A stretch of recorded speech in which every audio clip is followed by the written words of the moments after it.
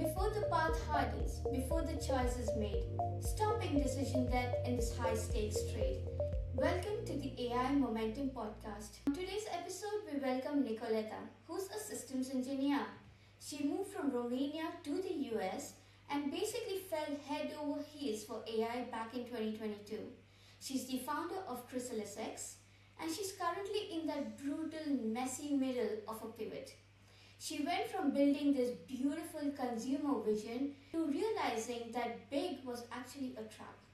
She's now narrowing down to solve one massive, expensive problem for the beauty industry, shade matching, and she's doing it while navigating an accelerator and the reality of what it takes to scale. You're one of the few founders I've met who will actually look at a problem in the eye and call it what it is. I mean, even if it's a problem that you built yourself. Nicoleta, welcome, and I'm thrilled to have you join me today. Hi, Pavitra. Thank you so much for inviting me this morning, tonight for me here in Seattle. Yeah, I'm happy to share a little bit of my journey, which indeed is messy as heck. Okay, let's get right into it then. I want to go back to the moment you realized that your original idea wasn't going to make it. The engineer in you and the founder in you finally butt heads. Sure. So, a couple of months ago, more precise, I think in the summer of 2025, I got really pissed on the beauty industry. Besides being a founder and an engineer, I'm a busy mom and I don't have time to go in the shops and buy myself makeup, but I love to wear it. I went to online shopping like most of women or people do. I wanted to try some lipsticks. I wanted to try some foundation using brands virtual try on. And I was not satisfied with the results. And I said, I don't like this. I'm going to make an app for consumers. And I started to talk to over 200 people, both women and men. And I said, hey, this is such a costly problem for me. Do you guys have the same problem? And then I found out something very interesting talking with all these people. I sent a survey to gather as much data as possible to validate that the problem is not only in my head. And surprisingly, there was a big problem, especially for melanated skin tones. Then I got into this rabbit hole. Oh yeah, I have to build a really cool app that's unbiased, that's going to help us to find our perfect shade of makeup. And that's how I ended up getting the first idea of ChrysalisX. For people who don't know, what is melanated skin tones? So melanin is a part of our every skin. If you have more, your skin is darker. If you have less, your skin is whiter. More melanated skin means more darker skin tones. So basically what I discovered talking with a person with darker skin tones, they say that the makeup they try on using these virtual try-on solutions, it's completely inaccurate. It looks like grayish. It doesn't look at all like how the product actually looks on their skin. That was an interesting input. And I said myself, okay, I'm going to build a company and I'm going to build an app and I'm going to get the best skin analysis and I'm going to gather all the data and I'm going to fix the problem. As you'll get to find out, the story changed, so I had to pivot. That is a big challenge to undertake. Just going back to 2022, you're a software engineer and OpenAI just dropped this tech, ChatGPT, and you said you fell in love, right? So most people were just playing around with ChatGPT, me included, but you started building. Was there one specific late night moment where you thought, ooh, this is it. This changes everything I'm doing? Yes, I remember perfectly that moment. I saw the announcement and the same day I created immediately an account and I said I have to try it out. I'm an engineer, a systems engineer.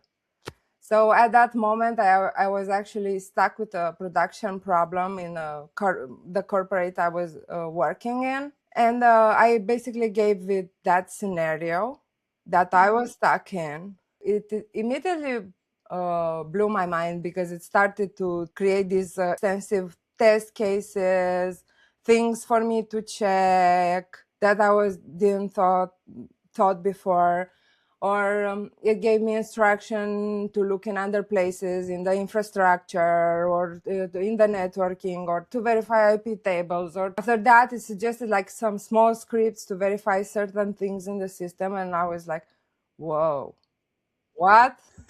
For me, it takes like a couple of hours to grow through all those steps. And I think I had a complete troubleshooting in 1 hour. And that blew my mind because I'm a software engineer. So I kind of knew how to evaluate the model. We need to keep in mind that the first GPT-1, it was not a very smart model, but still I saw the potential. Oh my God, you can do so many things with that. When you started building ChrysalisX, you had to choose a tech foundation, right? ChatGPT was helping, but you needed something to build it on. So, did you go with the big players like Google Vertex AI or AWS SageMaker, I think it was? Or did you decide to build a custom stack so that you have complete control over the data? For a second, I thought I'm going to be able to build it with a prototyping tool, like mentioned. So I think first prototype of ChrysalisX was built using Google AI Studio. That because I thought of the problem wrong. I thought it's gonna be a matter of choosing the correct model, while ChrysalisX, like it is today, it is a pipeline. Trying to do more and more things because that's what builders do. I come to a moment of realization that this is not gonna do. It's good for prototyping. But the way we thought the solution, input the image, take into the consideration the light, the camera distortion. We needed hardware. We needed GPU to do heavy inference. So this is not a weekend project like create a web page or, this is heavy computing, scientific. So yeah, for heavy stuff.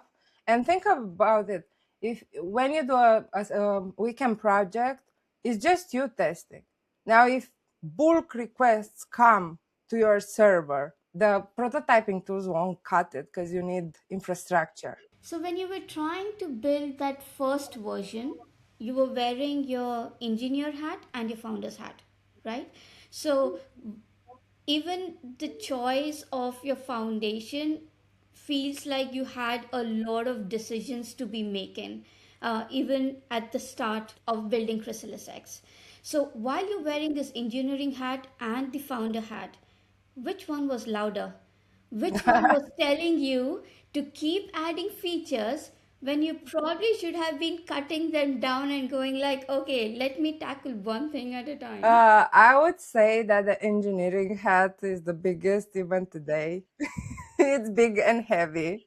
Being engineer, your brain since school is taught to solve problems. While being a founder, you have to learn to define the problem, to isolate it, to zoom in as much as possible. As an engineer, as a developer, you want to solve everything for everyone. And that's not feasible, right?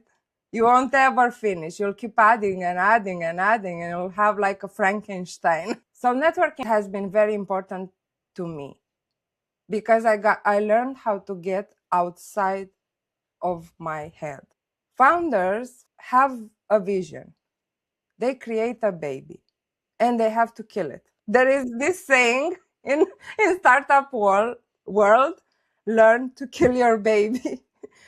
Because especially when you build a startup that is created from your need, you have that need and you think everybody has it. In the end, talking with investors, with other founders, you learn how to refine and pivot. You told me that when you sat down with investors in the beginning, they basically told you that the math wasn't mathin'. So I Correct. think that was probably a realization of getting out of your own head as well. So Yes. in that exact moment, did you want to fight them?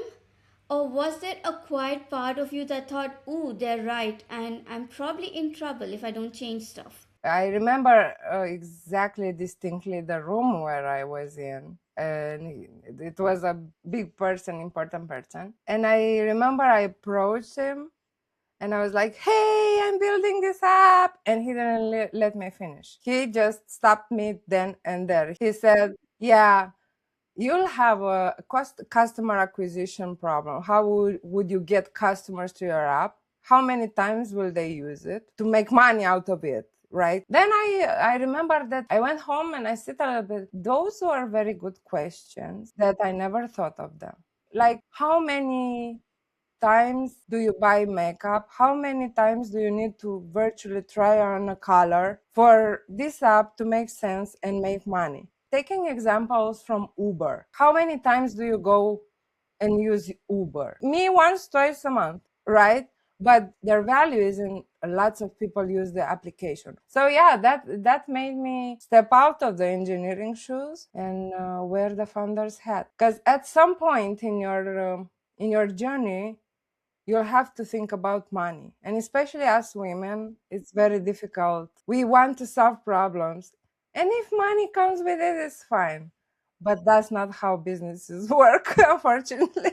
Now that you're in the accelerator, Nicoleta, they're telling you to solve one problem for one person. What's the one part of, let's say, your original big vision that you're feeling really sad about letting go?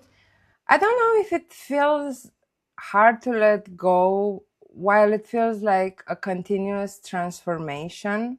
Because I wake up today with an idea, an ideal customer in mind. I go to our weekly session and then I have to reconsider my position, reconsider my story, reconsider my pitch. So I think every day I have to zoom in more and let go more, if it makes sense. The vision never changed. The problem is there, but the way I approach it changes weekly, and I become a little bit smarter every week. And I try to have conversations with both brands and consumers and bring them to a consensus, because you as a customer, you are happy with what you buy, you will buy more. And the brand, if it's gonna fix this problem for us, they'll have fewer returns. Did it ever feel risky to you to actually have to narrow down and focus and solve that one thing? Because, like you mentioned, the problem is huge, right? Did it ever feel risky at all? I don't know, risky is not the vision. Risky is that someone else is gonna do it before you will do it. That is one of the things that I think as an early stage founder, you are always with that fear in your heart every day. I am trustful in what I'm building. I know that I am a pioneer in what I'm doing, and I know it matters for everyone. If you are afraid of risk, you shouldn't be a founder. That's a very interesting take. If you're afraid of risk, you shouldn't be a founder. People want to build stuff, but not everybody is willing to take the risk. So they sit in, the niche or the industry that they are most comfortable in. Would you recommend following your passion or looking at the market and going where the trajectory is heading towards? There is I think, a Japanese philosophy that I follow. It is called ikigai. If you go blindly without having any expertise, any idea, any passion, any clue about that field, it's going to be difficult. If you don't have any technical background, If the market is not aligned, either you are very passionate and you take the risk and you have the grit and you fight the fight, or either you find a partner that is willing to go with you on this path. But you have to do the work. Sending 200 manual messages, I haven't used any tool to send the messages. Why? Because I wanted to be personal and I wanted to connect with each and everyone. Out of 200, I have talked personally on chat with 150. Like you reach out to me and I heard you, even though we never knew each other, and I felt the connection and you felt the connection. I think technology is amazing. It's doing amazing things for us. We have to reach to each other for it to have meaning. And also technology is part of how we function as well. Individually, as a community, there's no turning away from technology. The only reason we connected was through LinkedIn. Like if I Correct. hadn't seen your post, I wouldn't have reached out to you as well. So But if I have used ChatGPT and there was no heart in my posts, would you reach me? probably not. You To be see, honest, probably not. you have to put a little bit of yourself there. Yeah. I want to go back to like shade matching, yeah, Shade matching. because Okay. it isn't easy. The and data for you is everything, especially since you're trying to fix the bias in the current models. So, did you find any platform that could handle that kind of inclusive data out of the box, or did you have to build something from scratch? I have searched. I am not satisfied with what my research returned, and we are determined to build our own systems to keep everything private, to build our own infrastructure. And we've testing, piloting with some hardware right now. We are still in the early stages. I cannot say I have solved this problem completely. It is a numbers game, and if we are to succeed, we are calling every person that uses makeup. We are conducting even now in Seattle some discussions around the universities of people volunteering and to gather data, as many faces with makeup, no makeup, because that's the first problem with the current models in the beginning. So we are kind of building it from scratch. For prototyping, we are using my face, just my face. And I have some other good friends that are more melanated skin tones, and we are tasting. We are testing within each other and You can use compare the mine results. too. I think I'm a little bit on the darker side, but yeah. Yeah, yeah. Oh, I'll be happy join the team. So, there are loads of shades, right? Everybody's skin Yeah, tone all across the globe. There's so many different variations. correct. Who's your target audience that you're testing with? We are using the Fitzpatrick scale. That's standard in the beauty industry for measuring skin tones. Have enough of the typical skin tone, let's say, but everyone that wants to be part of this journey is welcome to connect and be part of a bigger story. And we can gather all on I don't know, a Zoom call and show how many people matter and make a noise in the beauty industry. You mentioned playing with Google Studio and building an iOS app in just a few hours. Can you share why you finalized on Google Studio and how you went about building your app?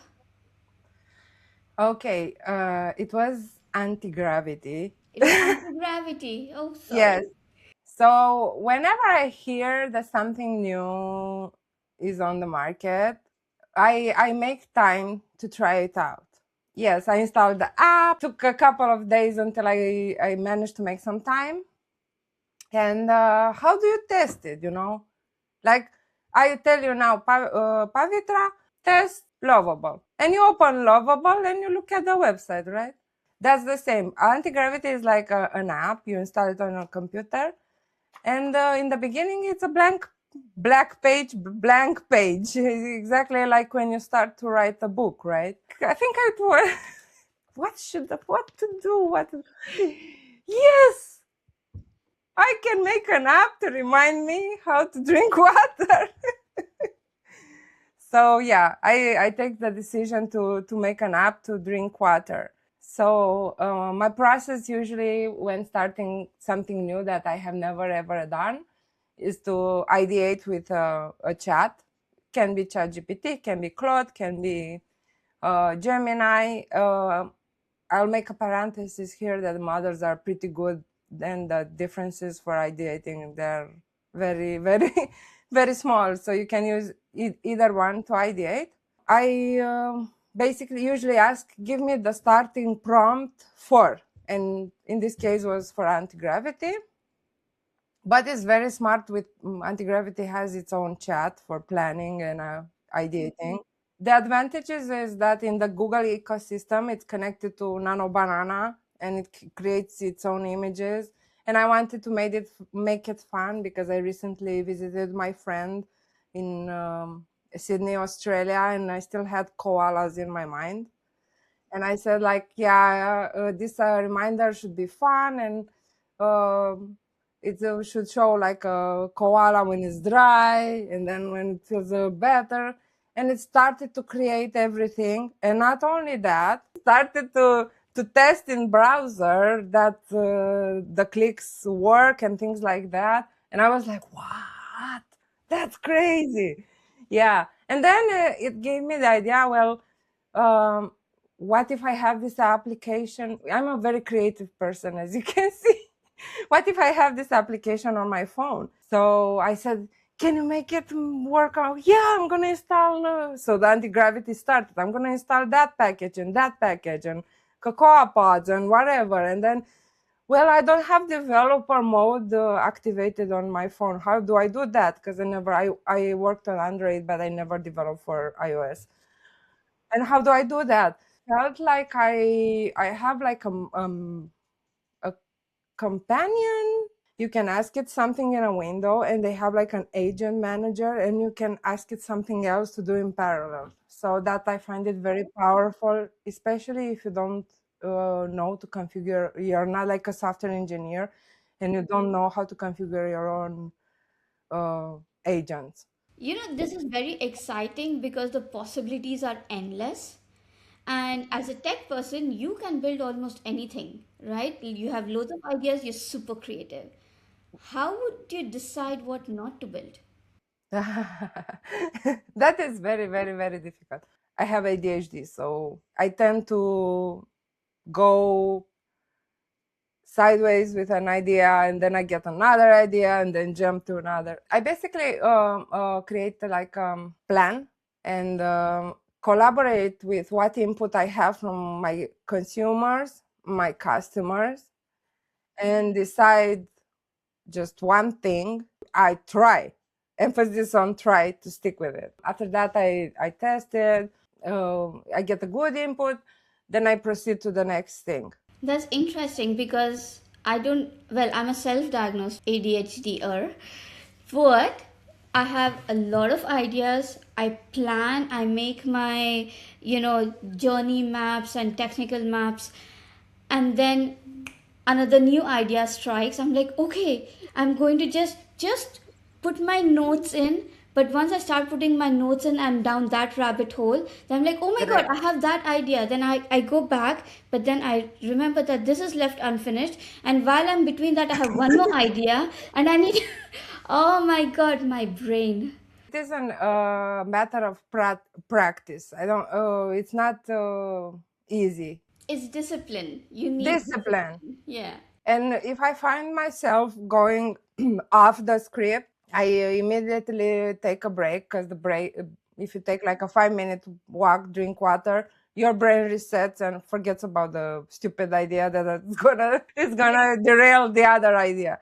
Sometimes I get decision paralysis when everything seems like a top priority, and I cannot put the finger on what is most urgent at its moment. They feel like always they are all urgent and I have to do them all, but I only have 2 hands. And I find it useful to ideate with the chat. That always helps because they are machines and they can see priority better than me. Yeah. They have a more logical, practical approach versus an emotional. It is hard, but again, we go back. If it's easy and it's not risky and it's not worth fighting for, everybody would do it, right? You previously said to me that production grade AI is a different beast than just a proof of concept. I wanted to ask, like, what do you mean by that? This is related to what we were talking about, having a proof of concept, a weekend project versus what production means. You have to take into to consideration, besides something looking beautiful, to be secure for your customers, to be accessible for your customers, to be unbiased for your customers, and to have scale in mind. If 1 million people access this service today, will it crash or will it stand? That's what I mean by production ready. Me personally, I haven't seen an app built on, besides Lovable, that can support a lot of traffic. You still need to have infrastructure. You have compliance. If you gather data from people, you have to take care of the data, right? That's very important for me. Also, the market you're operating in. If you're in Europe, you have to be compliant with GDPR. So you have to take a lot of things into consideration. But stability, reliability of the system, confidentiality, taking care of your clients, those are important things that if you want to have a successful product, and it's going to be make or break. If everyone floods to your website and crashes it, and Between a POC and a full-fledged app, have you ever felt the pressure to take shortcuts, like using a quick AI API or no code wrappers, or are you going to be sticking with the heavier full technical implementation so you can avoid future rework? I am fortunate enough that the accelerator we are in, respectively, startup 425 here in Seattle, they do not push these technical decisions on us. Either way, if we want to take shortcuts, we can't. If you want to solve this problem in a matter that makes a difference in between me and other competitors, you have to do it right. I think it is important also to consider if it creates friction or technical debt later or maintenance. This is very important also in the decision process. Have you ever felt like you want to use shortcuts? I felt and tried to use shortcuts. But if you want to get representation right for all the skin tones, if you walk the path that the others walked before you, you're not doing anything different. So that's what I'm trying to do. It's very personal as well, like for you and for the people that you're targeting. Like the skin tone is such a sensitive topic. Second, everybody's skin is different. Some are really strong, they can withstand anything. Some are really delicate, and they're prone to breakouts and stuff very easily. So that it is so personal. So I agree with you, like probably taking shortcuts is not the way to go, because people before you have probably taken shortcuts and look where they are. Correct. That's very important to me to get this right, because I want every woman to feel beautiful, and makeup is so much more than being beautiful. It's part of your identity. It's a cultural thing. When you are sad and you are having a bad day and you put that makeup on, you suddenly, oh, I feel more confident. It's about confidence. It's not about the product in the end. And if brands fail to offer the confidence we crave for, we should help them fix that. And you cannot do that with taking shortcuts. And that is very true. You told me that Google builds for the masses, so you're building for the niche. If you hadn't made that realization, where do you think you'd be stuck right now? I think I would be stuck at the beginning with my baby, trying to solve all the problems in the beauty industry, spending a lot of time thinking and architecting this solution has led me to the sad conclusion that I have to zoom in to take one problem from the beauty industry that makes sense also financially, and that maybe investors have overlooked or brands have not put so much accent on. Mhm. But um, the online sales of beauty products is on the rise, and it's going to keep rising in the next 20 years, according to our projections. And it's going to be a costly problem. So, for your market research, which platform do you use? I have experimented recently with LinkedIn Sales Navigator to gather intel about the companies. It has proved really good. However, I have a couple of them in my pipeline to try on, like Clay AI and Instantly AI. These are some couple of go-to-market products that I have in mind and in pipeline to test. I'm taking full advantage of my subscription. What do you mean by subscription? Which subscription?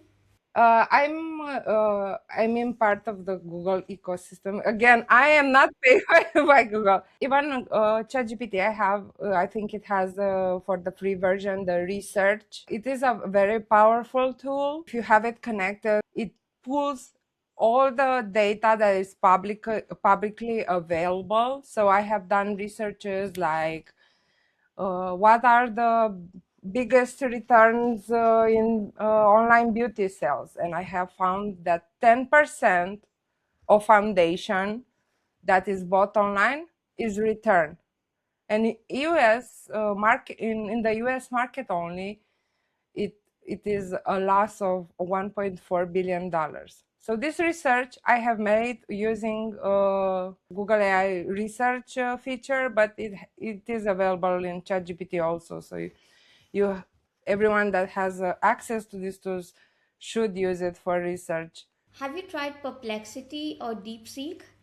Because both of these platforms, while they're doing the research, one, they give you an exact process of which website they're going, what blog post they're looking at, and once the research that is shared with you will always have the links to the direct articles and Source, websites. Yeah, so I correct. think it there's a whole different layer of validation from a research perspective that Perplexity and DeepSeek give, that I think ChatGPT is still not there yet. Yeah, that is true. For my research, I use Gemini, for example, and the same, it gives you links to the sources. And I use intensively Notebook LM. You add there your research and another research and another research and etc. All your materials, documents, YouTube videos, etc. And it is very good in summarizing it for you, getting you an infographic, creating a podcast for you. So it is really powerful, especially if you have employees and you want to, uh, uh, I don't know, give them a training on security or whatever, gather all this information that is publicly available and create like a funny video for them or yeah, I take full advantage of that. I think the best part of Notebook LM is you can upload up to 300 documents within one notebook. And now, what a new thing they have done is, if you, even in Gemini search, or if you create your own Google Gem, you can connect a notebook LM, like your research notebook, to the gem or to the Gemini chart, and whatever questions you ask you, it will reference everything in that specific notebook and get you back your results. So we don't need to go asking over and over again what we are talking about. It has direct reference, so I think that's a really really cool feature. At some point, it becomes the brain of your operation. So, And Google is really great at being the yes, brain of everybody's operations. yes, it just happened that for me it worked. It has really good tools. You were really honest with me earlier about sucking at the business part. Now that you're in the thick of this pivot, what's something you've learned about being a founder that no engineering degree could have prepared you for? I would say that I have become better at defining what the problem is. Even the accelerator we are currently in, it has helped me a lot. Yeah, again, I come to the zooming in to the problem. I was not prepared as an engineer to answer hard questions like what is your ideal customer profile? What is a cap table? Go to market strategies. When you're an engineer, you have the idea of the product you have in head, and all you think about is how to build it. However, you don't take into considerations all the other factors that matter. How am I going to incorporate? Depending the answer to this question, venture capital is going to invest in you or not. For United States, is like Delaware C Corp. The truth is, you won't have the answer to all the questions, and you have to take the courage to ask for help, outreach to the experts, cold email. Hi, sir, I'm Nicoleta, founder of ChrysalisX. I see you're an expert in social media. What do you think is best for startups to use? Yeah, it is difficult. There are difficult conversations. I'm a little bit of an introvert person, and it doesn't come easy to me to do this. But again, it's not about me. I think these are questions every day you have to ask as a founder. Why am I doing this?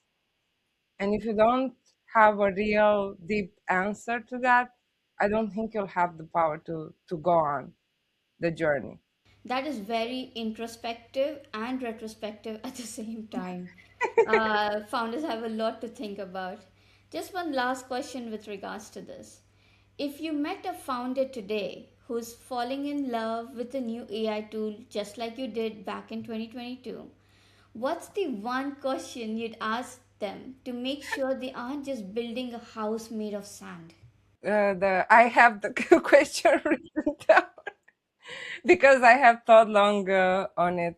So, if you are a founder today and you want to build something with AI, ask yourself, does my tool create leverage or just excitement? Because excitement fades and leverage compounds. Excitement fades and leverage compounds. What does it mean? Basically, ask yourself how easy is for the big corporations to replicate your app. Will the next release of OpenAI or Google or Claude is gonna erase my business? I'm curious to find the answers. When I was building out my fashion sustainability app, like I was working on it for months before. I was using Cursor, and I I couldn't get it to where I needed it to be. Probably my vision was too big, and by the time I even had a small little fraction of it working, there's Google coming out with their own little app, and then Zalando came through, and Zara, I think Zara came through some with something as well. So now all of these brands come in, and I can't compete with big brands who have the tech resource. They have design teams to help build all of this. I'm one little person trying to build my own app. So then now I have to take a step back and go like, okay, these guys are doing all of this. What is it that I, like you said, can narrow down on and solve that one problem that these guys still haven't figured out? Whole perspective, it is very good, and that is the very important. Again, big companies, big tech build for the masses. If you are like a small mom and pop shop and you want to offer a better experience to your customers, it's not gonna make sense financially to go to the big corporations. So here it comes the zooming in, find your niche. Either the problem is too small for the big companies to care. They're not gonna specialize for every store, for every small business. So I think as a solopreneur, or yeah, you have to go into your community, talk with the businesses that you have around. If you want to start with AI, and try to solve a small problem for them first, where of course it would be great if you have some expertise. I love how honest we got today about the romance of building. Guys, if you've listened to our conversation thus far and you're still in love with a feature that your customers aren't actually paying for, take a page out of Nicoleta's book. Stop building for a second and look for where the momentum is actually leaking. Dissect it, narrow down your options, find your damn niche. Nicoleta, thanks for being so candid. I wanted to ask you, like, if people want to sign up to be part of the testing for ChrysalisX, where can they find you? Can reach out to us on LinkedIn or on our company webpage. They can schedule a call and talk with me, and we'll probably announce something more official in the coming months. But the best way is LinkedIn is always open, and they can reach out anytime with any question. Amazing. It was absolutely brilliant having you on my podcast. We'll have the links to ChrysalisX and Nicoleta's contacts in the show notes. Before the path hardens, before the choice is made, stopping decision death in this high stakes trade. Thank you for tuning in to the AI Momentum podcast. See you in the next episode.